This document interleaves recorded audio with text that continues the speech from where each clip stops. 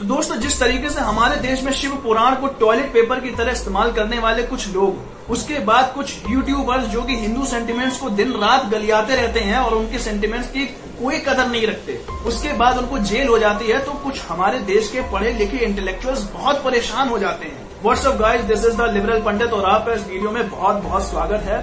दोस्तों, आज की ये वीडियो में हम स्वीडन के जो रायोट्स हैं उसके ऊपर बात करने वाले हैं और वीडियो बहुत ही खतरनाक और बहुत ही स्पेशल होने वाला है। खतरनाक इसलिए क्योंकि हम जानेंगे कि किस तरीके से पीसफुल प्रोटेस्ट के कुछ पीसफुल बंदे हाथ पे पत्थर लेके और हाथ में पेट्रोल बम्स लेके सड़कों पर निकल आते हैं और कुछ बड़े बड़े लोग अपनी आंख में पट्टी बांधकर सेकुलरिज्म का पोयम पढ़ने लगते हैं और कहते हैं कि ये तो पीसफुल प्रोटेस्ट हो रहा है, इनको होने दो।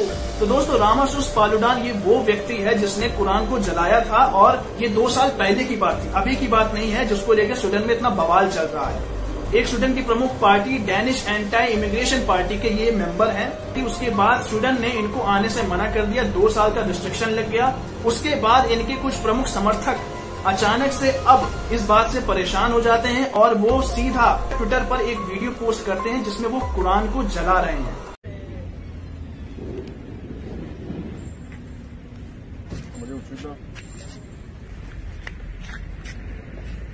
Den svenske og den danske stat har lagt sig fladt ned for deres egen grundlov og nægter os og ytre os og forsamle os. Det er et brud på grunden at sige det. Så nu brænder vi Koranen her i Rosengården i Malmø.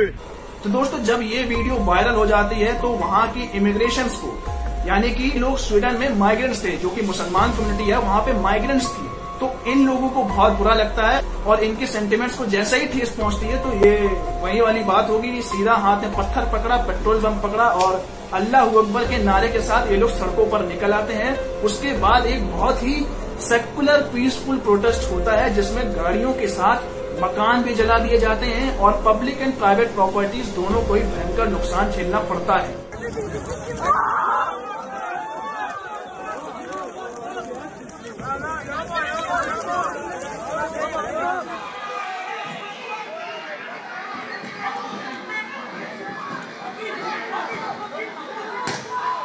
उसके बाद कुछ बड़े बड़े intellectuals, कुछ बड़े बड़े liberals इनके front को बचाने के लिए आ जाते हैं और कहते हैं कि ये तो एक पीसफुल प्रोटेस्ट है और हमें तो इसका समर्थन करना चाहिए।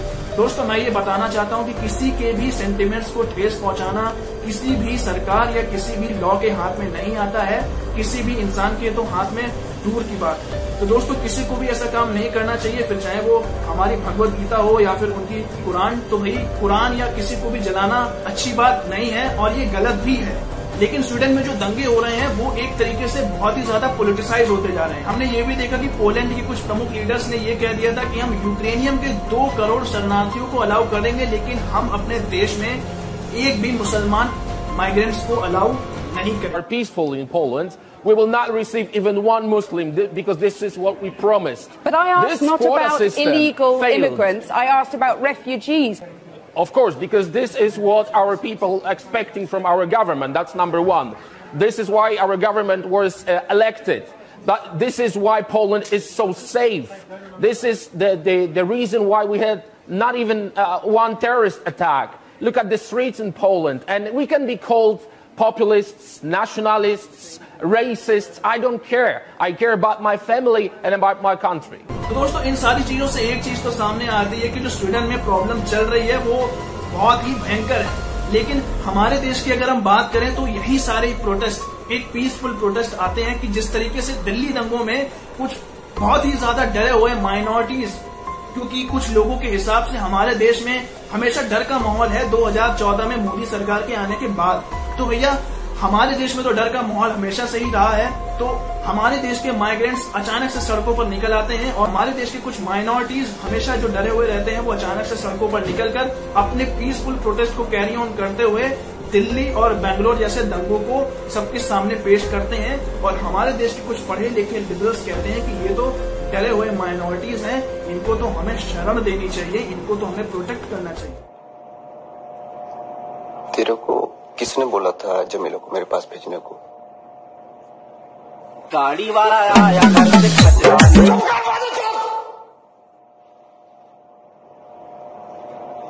तो दोस्तों, एक बात तो साफ हो जाती है कि पीसफुल प्रोटेस्ट जो लोग कहते हैं इन प्रोटेस्ट को, वो सबसे बड़े बेवकूफ हैं या फिर उनको पता नहीं है कि पीसफुल प्रोटेस्ट असल में होता क्या है। पीसफुल प्रोटेस्ट का मतलब होता है कि आप अपने विरोध भी दर्ज कर दें और किसी को भी उससे प्रॉब्लम ना हो, ये होता है पीसफुल प्रोटेस्ट। लेकिन जिस तरीके से स्वीडन में अल्लाह अकबर के नाम पर प्रोटेस्ट चल रहे हैं, दूसरी तरफ वहीं अगर हम देखें तो दिल्ली और बेंगलोर के जो दंगे हुए थे उसमें भी अल्लाह अकबर के नारों को ही हमने देखा था कि एक तरफ ह्यूमन चेन बनाकर लोग मंदिर को बचा रहे थे, तो दूसरी तरफ वही पीसफुल कम्युनिटीज आग भड़का रही थी। तो इस तरीके से डुअल फेसेस को हमने बहुत अच्छे से देखा। दूसरी तरफ हमने ये भी देखा कि स्वीडन में भी दूर से अगर देखें, दूर से पास जाएंगे तो जला दिए जाएंगे, तो दूर से जो लोग देख रहे थे तो ऐसा लग रहा था कि कुछ लोग ह्यूमन चेन बनाकर खड़े हैं और उन प्रोटेस्ट को करने से रोक रहे हैं।